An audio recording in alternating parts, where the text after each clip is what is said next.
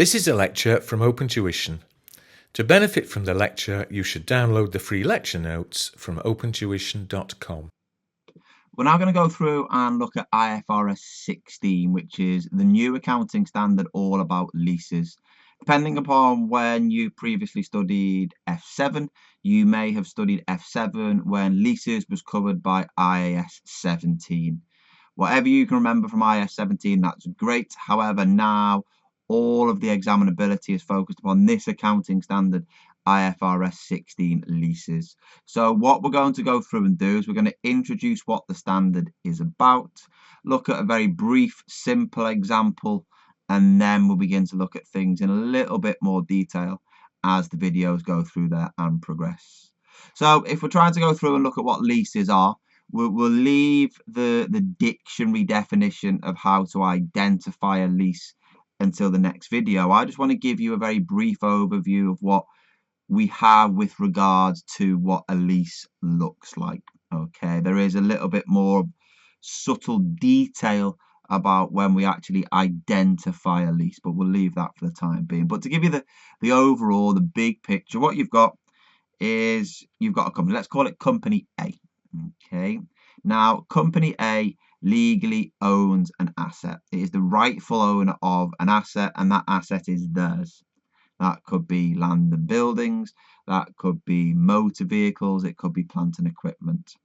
However, what Company A wishes to do is it wishes to rent that asset out, because what you've got there is another company, Company B, and Company B wishes to use that asset. So you could have Company A, which is, say, the landlord that owns the building, and then you've got Company B that wishes to go through there and rent the building, maybe as a factory, maybe as its head office, from Company A. Okay, now what we've got there is that Company B will go through there and pay rental payments. So in Company B's books, you've got the rental payment. In Company A's books, you've got the rental receipt or the rental income.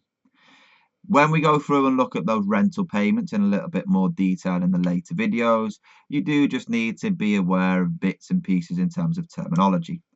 The first bit is we could have rental payments in advance. So if we talk about rental payments in advance, they are at the very start of the lease period. So when we take out the lease and we sign into that contract that there is between Company B and Company A, then we make a payment immediately at the start of that lease contract. Alternatively, what you could have is you could have lease payments that are in arrears. If those lease payments are in arrears, you sign the contract today, but you don't make a payment until the end of that lease period. So that lease period could be that you have monthly rentals, it could be that you have quarterly, it could be that you have 6 monthly, it could be that you have annual payments. The key scenario there is that the payments are at the end of the month, end of the quarter, end of the 6 months, or end of the year. Okay, so you will need to go through and identify the difference between them, because it could have an impact in terms of some of the accounting. Okay, so that's the first little bit, if you like, of technical detail. What we then need to get into with regard to technical detail is then looking at what we refer to Company A and Company B as. Okay, so getting into the technicality of the standard. Now, Company B uses the asset. Company B makes the rental payments. Company B is therefore referred to as the lessee. So we're going to have to look at the lessee's accounting and how they account for that contract of a lease that they have with Company A and how they account for those rental payments. Company A receives that cash from Company B, doesn't it? Company A legally owns the asset. We're going to have to be able to account for that rental income, and Company A is known as the lessor. Okay, so whoever uses the asset is the lessee. Whoever legally owns the asset is the lessor. Now, what we're going to have to do is we're going to have to do the accounting in both sets of books. Now, remember, IFRS 16 has recently replaced IAS 17, and IFRS 16 has updated the rules to take some of the deficiencies, if you like, that there were previously within the standard, okay, within old IS 17. Now, one of the good things, if you have looked at IS 17 previously and are comfortable with the old rules of IS 17, then you'll be happy because the rules for lessor accounting, so the company that owns the asset legally, have not changed. Don't worry if you haven't seen IS 17. We'll go through it all when we look at lessor accounting in later videos. But for those of you who have seen IS 17 and have looked at lessor accounting in IS 17, it hasn't changed. So we will still see lessor accounting looking at a finance lease and looking at an operating lease. Okay. Hold your horses. Okay, we'll look at that later on. What we previously had, however, when we looked at IS 17 is that when we went to look at the lessee's accounts, we sort of had the mirror image of what happened within the lessor's books. So for the lessee, there was a finance lease, and for the lessee, there was also an operating lease. However, that just led to one or two issues that we had with IS 17. Because without going into the detail too much, IS 17, when it accounted for the rental payments under an operating lease, meant that there was no asset recognised in the books and meant that there was no lease liability. Now, the reason why that became a bit of an issue is because if you go back to the framework, okay, that foundation stone of every single accounting rule, then the definition of an asset was a resource controlled by an entity. If you look at the definition of a liability, it is a present obligation, isn't it, that gives rise to an outflow of economic benefit. Now, under that lease for the lessee, you have an obligation. Okay, you are obliged to make the payments under the contract. You control that asset for the period of the lease, but we didn't show the asset and we didn't show the lease liability, and that created issues around the world of what's known as off statement of financial position finance, which to me still never sounds right. To give it its old name, off balance sheet finance, in that we had lots of liabilities, lots of obligations to make payments that weren't shown within the financial statements. It was not recognized as a liability. Nobody was doing anything wrong. It was all above board. It was all there within IS 17. But now IFRS 16, okay, has addressed that issue. And what IFRS 16 says is that for the lessee, we have to show all leases on the statement of financial position, or show them all on the balance sheet. So by that, what we need to go through and do is we need to recognize an asset, and IFRS 16 refers to it as a right of use asset because we don't legally own it. We just have the right to use it for the lease period. And we also need to recognize a corresponding lease liability. And then what we'll see going forward is that the asset is depreciated, and then the lease liability will be subject to interest, because effectively it's like a loan, isn't it? Okay, we borrowed money to fund the use of that asset over the lease period. So all leases are now under IFRS 16 for the lessee brought into the financial statements, or are they? There's a very small part of IFRS 16 that you need to be aware of. If the asset that you are leasing has a lease term of 12 months or less, so it's a short lease, or the asset has a low value, then if that's the case, what we do is we just recognize an expense in profit or loss, and that is then done on a straight line basis. So by referring it as a straight line basis, we're going to charge equal rentals every single year over the life of the lease. The life of the lease is likely to be less than a year if it's a short lease, but if it's a low value lease, then it might be more than 1 year.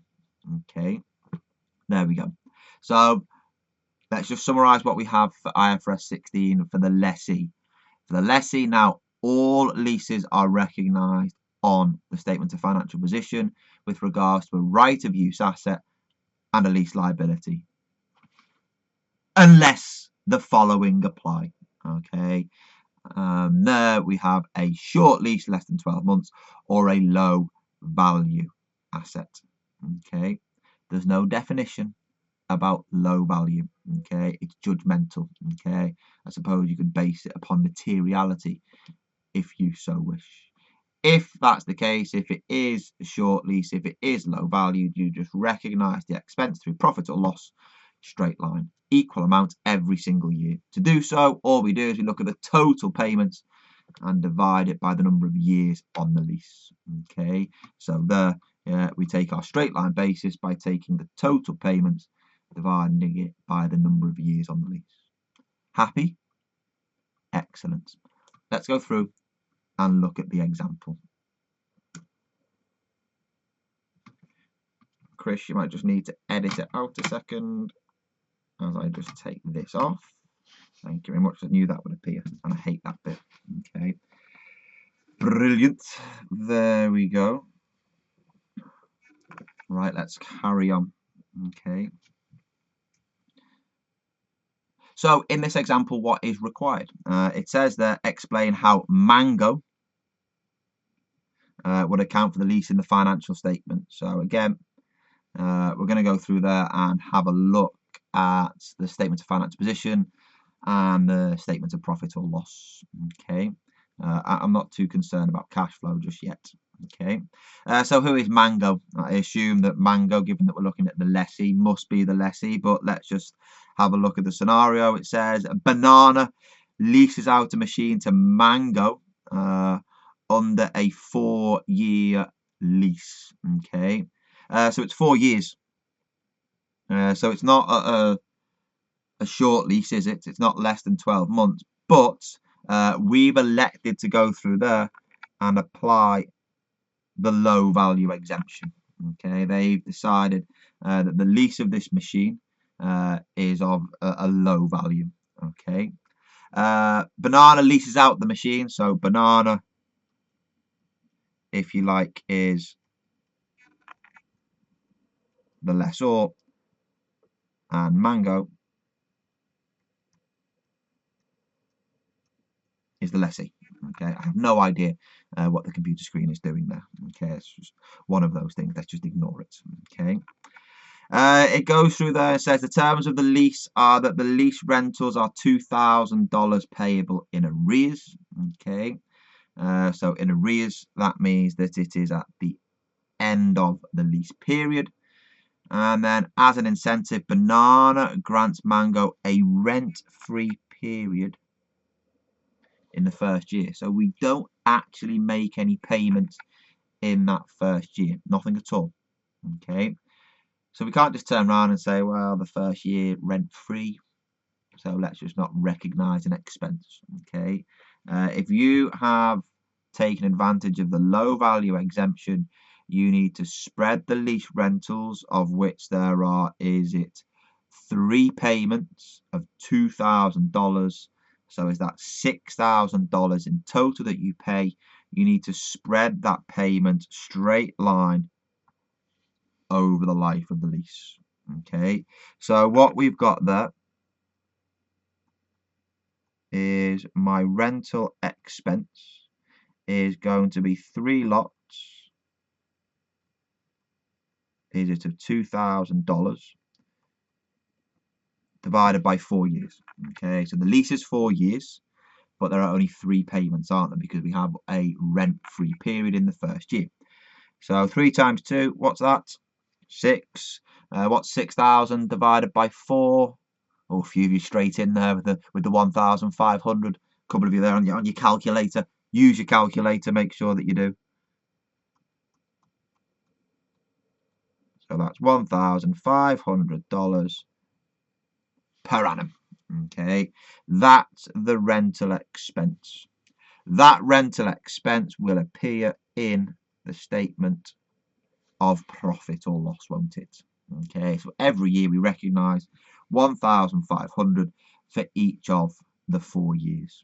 Okay, however, we just need to be a little bit careful here, Because what about the statement of financial position? You think, well, surely there's nothing within the statement of financial position. But there is.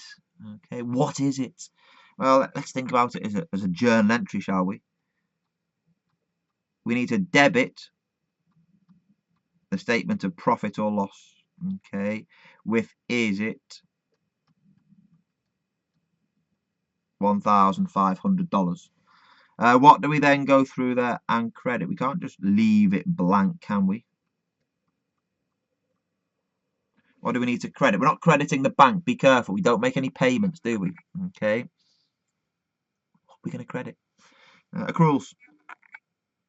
You just go through that and credit your accruals.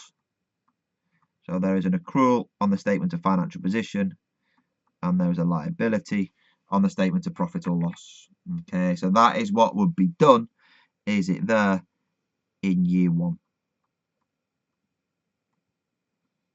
In the following years, what's going to go through and happen? So I'll just draw a line there. What's then going to happen is, again, every year for the next 4 years, you need to still debit your statement of profit or loss with is it 1,500. You're going to go through there, aren't we, subsequently, and credit the bank. Is it with $2,000? Because that's what we then pay at the end of year 2, 3, and 4. And then what happens is it's magic. Is that every year we then just debit your accruals.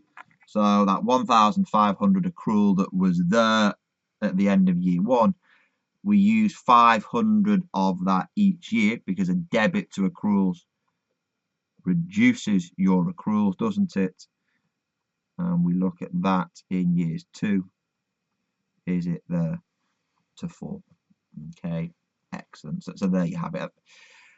I don't think it would get much more complicated than that. I've explained it using the numbers. You would need to go through there and explain it in a narrative fashion, okay, without using the debits and credits. So I challenge you to go through there. In the exam, I think that would be maybe 4, 5 marks, might be a little bit generous, okay.